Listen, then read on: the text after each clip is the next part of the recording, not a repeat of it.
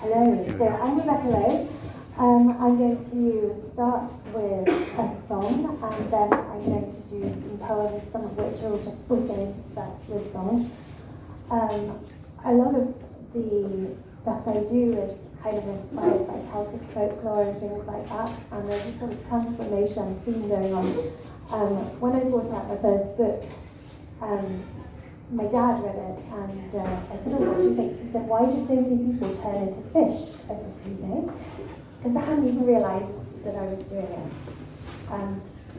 So I'm going to start off with a song. It's not by me, it's by Shakespeare, but the tune is by me. And I'm playing it on the chord scale. It's called Come Away Jack. I know, we were just saying what cheerful people poets were. Kind of the real point.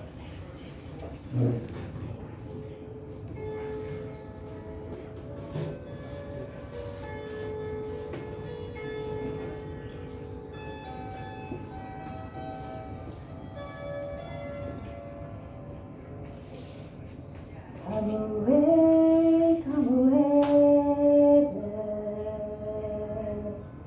and inside Cyprus let me be. Fly away, bird. I am slain by a fair cruel maid.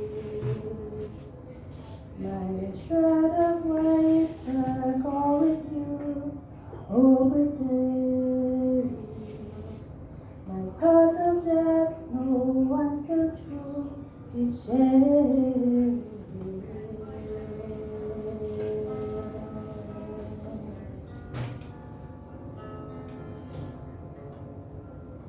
Not a flower so sweet, on my black coffin let there be strewn. Not a friend to greet, my full corpse there my gun shall be thrown. 1,000 eyes to faith, lady, oh, true love I never find my grave to weep.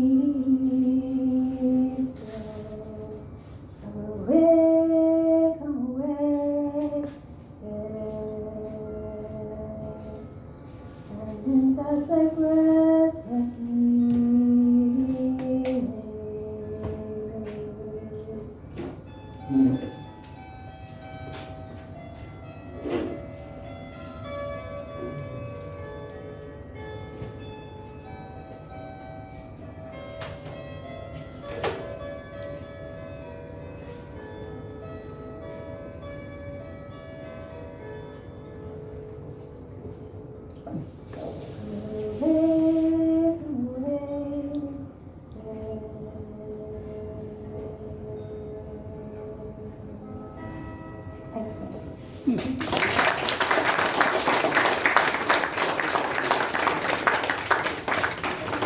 So I'm going to do poems now, so you've got to know.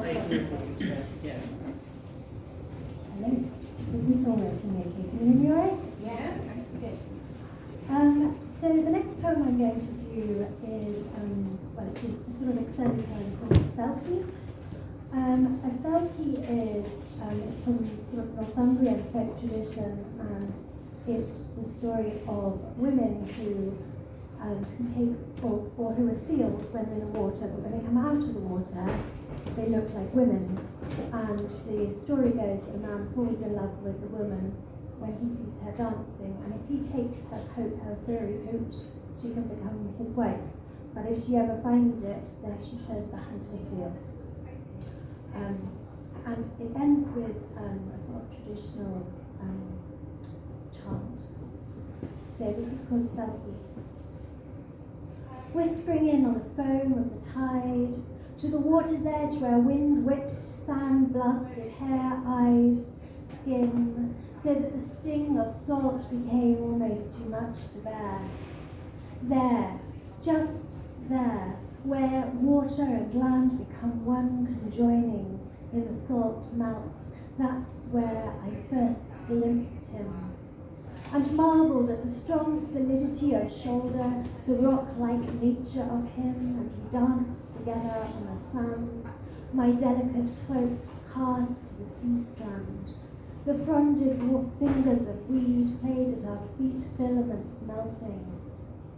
Come the dawn, my cloak was gone. He'd scooped it along with everything else, bore it and me away. One last glimpse of the sinking sands. The brown heads of 5 seals gazed at me and then were gone, ducking beneath the waves. Down the years, I learned to love his landlocked ways, the way his hand would curve a wave or knot a net. The jag of hook in gullets as the fish flapped, gasping on oxygen-choked gills, the sheen of a cast skin as it flopped down, revealing rainbows of shed scales. My children grew, golden and strong, with hair the colour of sand and eyes you could lose yourself in.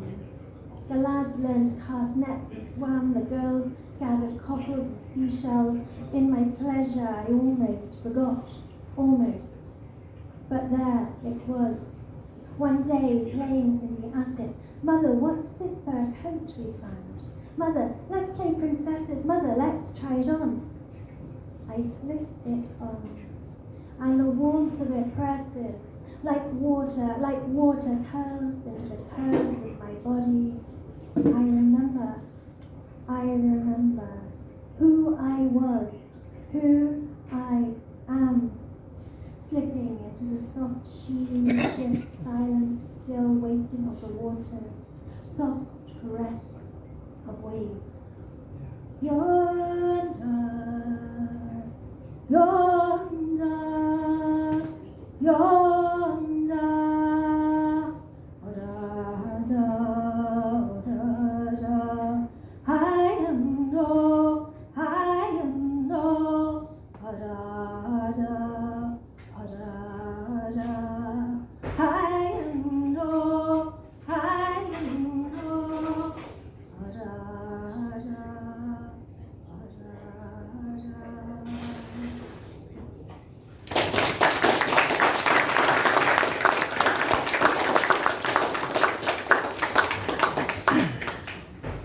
Very weird. I have to make the words.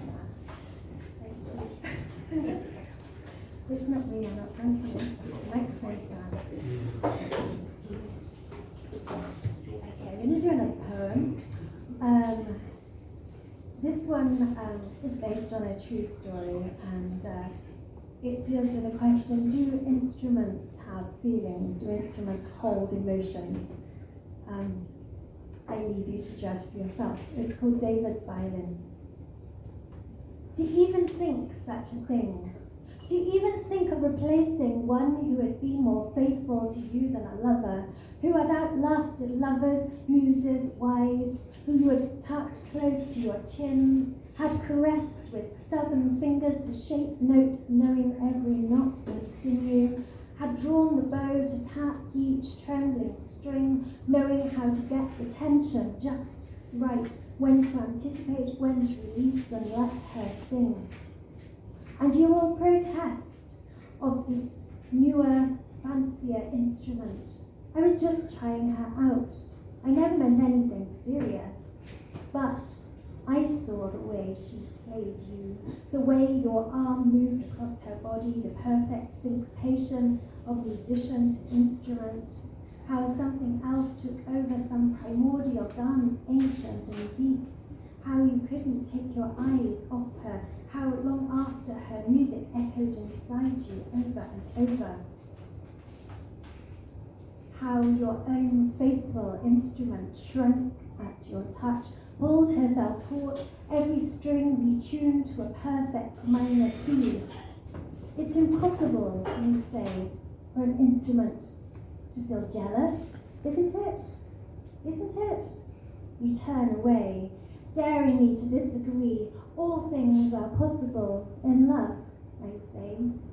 Deep cushioned in her velvet dark, she shrinks, she contorts, she sighs. Thank you.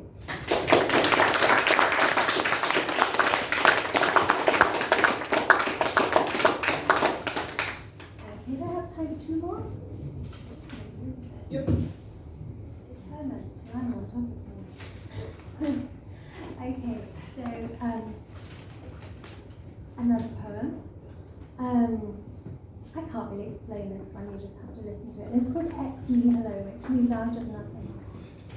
Dear world, you are painfully beautiful. This morning I offer you a smudged sunrise. I shall ripple the silts of the sea until it shines. And you shall trudge with your eyes on the grey land afraid to see.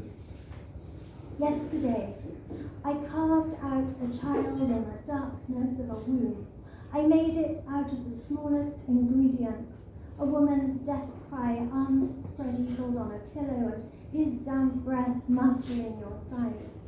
All of this I brought together because I needed to make something beautiful to show that love is real. Tonight, I cannot sleep for thinking about stars and moons, constellations and comets. How can my eyes ever be dark in the face of all that dizzying activity? Tonight, I embrace my smallness in the emptiness beside me. My artist's eye is already working on the next sunrise, and the next, and the next, pressing beauty out of chaos as if your life depended upon it, which perhaps it does, as if all our lives depended upon it, as if to say, Amen, Amen, Amen.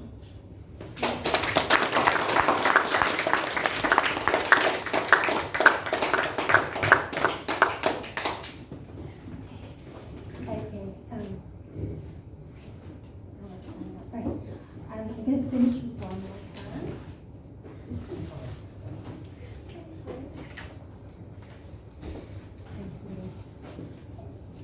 So I'm going to finish with a poem from this book, which I wrote during lockdown, which is called Our Father Eclipse. It explains a lot about my mental state in lockdown, because it was a really stressful time for me. And the last poem in the book is about my attempt to kind of understand my faith in the context of crazy stuff happening that I couldn't make sense of. So the last poem is called Our Father Eclipse.